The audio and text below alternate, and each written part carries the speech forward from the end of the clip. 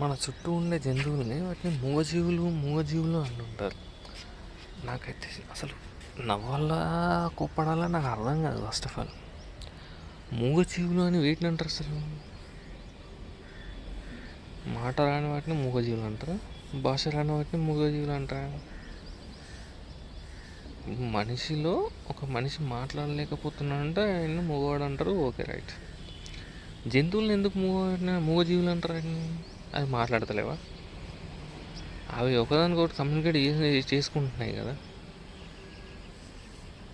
అంటే నీకు అర్థం కాకపోతే అవి మూగజీవులు అయిపోతాయా? అంటే వాటి దృష్టిలో నువ్వు మూగజీవిగా? అంటే నువ్వు మాట్లాడేటి అంటే వాటికి అర్థమవుతున్నాయా? అవి ఎట్లా మూగజీవులు అవుతాయి? అంటే ఇప్పుడు ఏంది, నీకు తెలుగు నేర్చుకోవాలి, ఇంగ్లీష్ నేర్చుకోవాలి. అవి వాటిని మూగజీవులు అని ఎందుకు అంటారు? వాటి భాష వాటికి వచ్చు. వాటి భాష ఒకదానితో ఇంకోటి కమ్యూనికేట్ చేసుకుంటున్నాయి. అది నీకు రాదు. యాక్చువల్లీ నువ్వు మూగజీవి, వాడు కాదు, అవి కాదు.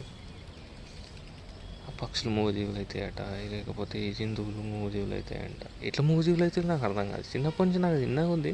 తెలుగు భాషలో ఒక పదాన్ని తీసేయాలంటే ఫస్ట్ మూగజీవులు అన్న పదాన్ని తీసేయాలి ముఖ్యంగా. సరే, మూగజీవులు ఉన్నప్పటికీ అది వాటికి వాడడం అనేది తీసేయాలి ఫస్ట్. ఎట్లా మూగజీవులు అవుతాయండి అవి?